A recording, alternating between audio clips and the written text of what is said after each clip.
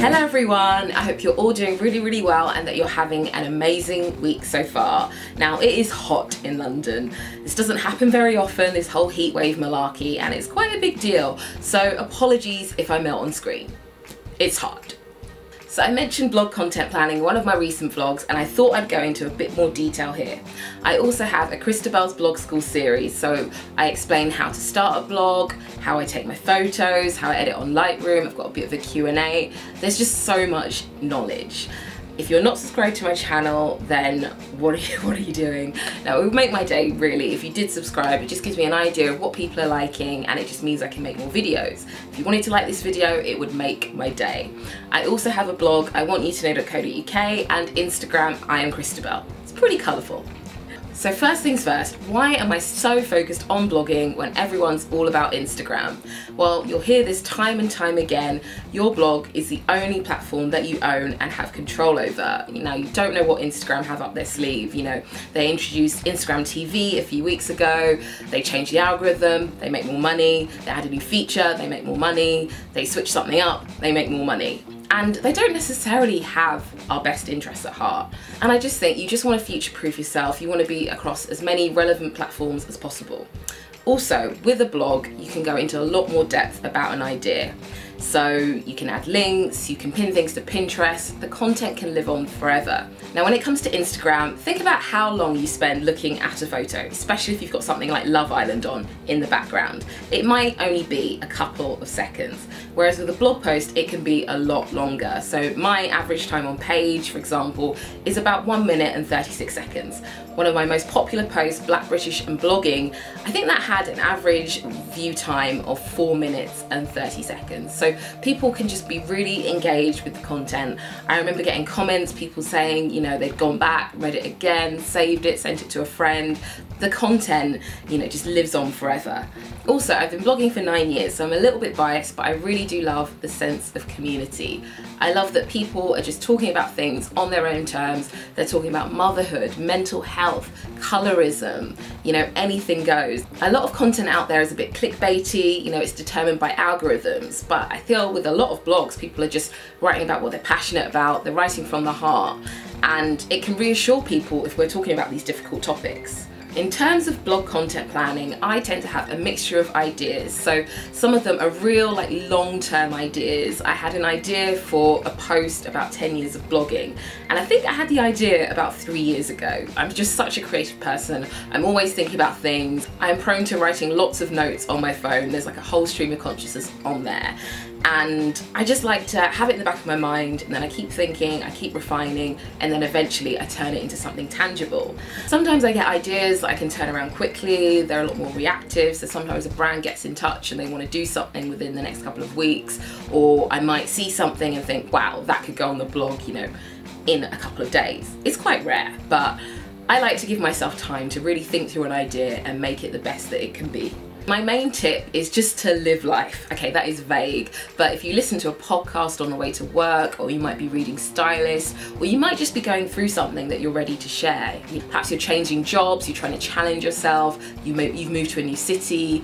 I would try and turn that into an idea. So just start jotting down, you know, 5 things I've realised moving to London. You know, people don't talk to each other, that's one of them.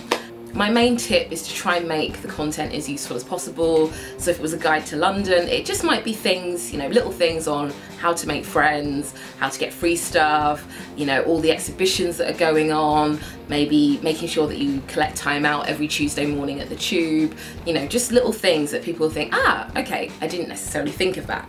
I also get inspired by other bloggers. My friend Carrie, she wrote about, you know, how she can feel uncomfortable in a low-cut top and how she wants to change that by being more visible. So I mentioned this in one of my posts. You know, it was just something that I could relate to, and I thought, yeah, I'm going to talk about this idea and put my own spin on it. Also, a few weeks ago, I did a Refinery 29 style money diary, and that was inspired by another blogger called Michelle, and she did her own spin on it, and I thought, okay, I'm gonna do it as well. And it really resonated with people. I think it's just because we're not so open and honest about money, and also the money diaries on Friday 29 are anonymous. So I think people just like the idea of knowing, you know, the person that was spending the money. So I will definitely be doing it again, I think every 6 to 8 weeks. I think the main thing when you are taking inspiration from another blogger is to, you know, not copy the post entirely, really do put your own spin on it, add in your own experiences, and always make sure you link back and credit. You know, if you do that, I just think if you put this good energy out in the world, you will get it back. And I was very fortunate, you know, a lot of people link back to that post and it's inspired some other posts as well. So now for a bit more of an organized method, the content calendar. And I only made like a hefty Google Doc at the end of last year, and I think ideally you would be doing this at the beginning of the year, but don't worry, if you're doing it now, we're halfway through, so it's a good time to implement some new strategies. So I have a massive Google Doc which is organized by month, and I prefer to use Google Docs because you can sync it across every single device. You know, it's not super fancy, but it works. So I split it up into key dates, so there might be, you know, a mixture of traditional holidays like Easter, Valentine's Day, Pancake Day, and then those days of the year. So if you go onto daysoftheyear.com, you can find out where National Donut Day is or National Gin Day is. I think it's just great to go through that at the start of the year and mark out any date that is relevant for your content. I also have a separate section for my key dates and general themes. I really try and think about what I might be focused on at that point in the year. So, you know, sometimes I have a bit of a summer slump. I might want to do a post about how I'm going to beat that. I think last year I did a post on how I beat bloggers block. One funny thing is that I completely missed out that the World Cup was happening this year.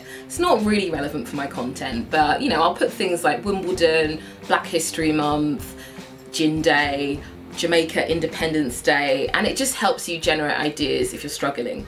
So after that, I'll have my confirmed blog post ideas and video ideas, and I love doing this in Google Docs because it just keeps things flexible. Things are always changing. I think at the beginning of the year I was like, I'm gonna do 8 posts a month, you know, I'm gonna be able to do all of this content, and I'm always changing it around, but I think it's just great to see it there. I like to see it in order, and then I think, you know, I'll be working on something, but I've got the next post in the back of my mind, if that makes sense. Sometimes you don't always think of everything in advance. You know, it was National Bikini Day yesterday and I completely forgot, and I probably could have had an idea ready, but I sort of think I'll put it in the calendar for this year, and then for next year I will look at that and prepare for it a couple of months in advance.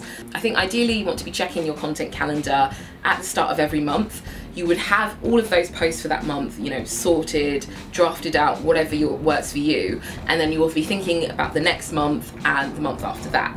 I like to have an idea of what I'm doing, and if I know that something's going to take a little bit longer, you know, say it's a knitting tutorial, I'm gonna work backwards ideally. Sometimes I'm quite last minute, but you know, you want to be doing that a few months before and preparing.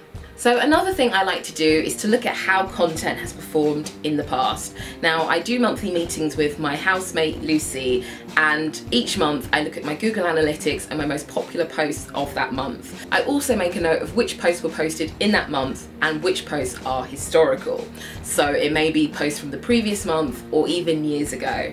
One example is my nude tights for darker skin tones post. Now, I did this in 2016 and I was just, you know, starting to wear more nude tights. I'd bought a few brands like Nubian Skin, Own Brown, M&S. I really wanted to talk about, you know, my personal journey with finding my perfect shade of nude. And although, you know, people were talking about it, I think searches have just gone up since then. Last year there was Fenty Beauty, everyone talking about 40 different shades of foundation, and there was just so much conversation on the fact that nude is not one colour. The post is still one of my most popular, people are searching for it, and that makes you think, I need to do another one. I think it's just really important to think of your content as an investment. So say you're doing a travel post, you know, you may not get that many views in that month it's posted, but then a big place like Vogue may mention it, and then people start searching for it on Pinterest, but you've done the groundwork already. So I would definitely look at your analytics. I tend to look at whether posts are picking up after a while. Last year I did a post celebrating Afro hairstyles, and for some reason it's gotten even more popular this year and I'm getting loads of Pinterest traffic. So then I might pin a few more pins. I've also been adding pinnable graphics to my post. So if you see that a post is doing really well, I would just go back and see if you can improve the layout somehow. I think it's just really important to think of your content as an investment and try and make it evergreen if you can. Look back at your analytics and see if you can put a different spin on what you've done before. I think it's good if you have a genuine passion for the subject, and I look back at that list and I think, wow, you know, I really wanted to write about those things at that time. I put my heart and soul into them and people found it really useful. So I wouldn't be churning things out, you know, in a clickbaity way just for the sake of it, but just see, can I think of something else? If not, move on. So in terms of storing all of my ideas, I tend to use bog ordinary iPhone notes because it's great. If you're having a stream of consciousness, you know, I'll be on the bus and I'll just be jotting things down. And for some reason, I've made it sync with Gmail, which is really, really useful. I also love using Trello. I think it's great that you can have things in columns, you can move things around. What I did, I put all of my content pillars down and I thought, okay, blogging, what are the ideas for blogging? Travel, what are the ideas for travel? It's not something I use so much anymore, but every so often I will go back and see if I've got any ideas. I also love Google Docs. I've mentioned it loads before. I like the fact that it syncs across all your devices. It's like Word, but you don't have to pay for Word. That is where I have my main content calendar. And I also write all of my blog posts in one document, usually. You know, sometimes I like to do it outside of WordPress because it really gives me a chance to focus.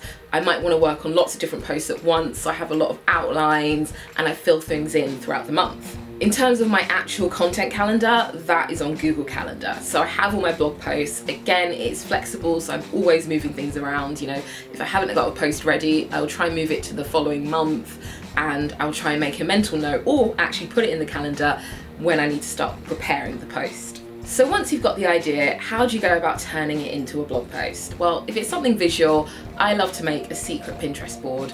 You know, I'll gather loads of inspiration from different blogs, from art, and I love the fact, like, I've got just so many on the go, and I think it's great that you can have sections now. So I've got one, well, I've got a really interesting DIY post I'm working on, and I've researched all the different DIYs that I need to make, all of the different equipment that I need to go and buy, and it's all in one place. So I know a lot of people will say that blogging is dead, but I just think that blogging is evolving. You know, the way I blog has completely changed. It used to be stream of consciousness, diary-like, everything was out there.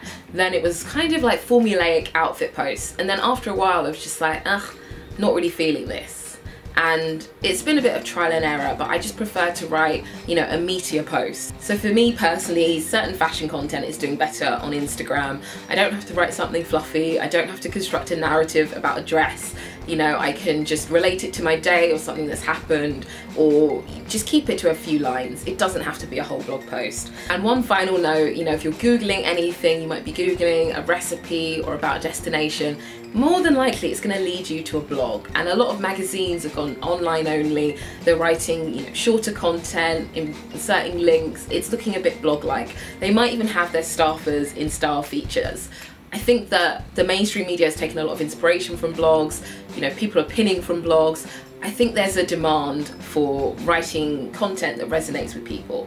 And until we have a world that, you know, is diverse and celebrates diversity and represents everyone, I think that we're still going to need to be creating our own content. I just think it's as simple as that. So the platforms may evolve and we may need to tweak the layouts a little, but for as long as we have these issues and struggles that we're going through, we will always need people sharing their stories and reassuring others on their own terms.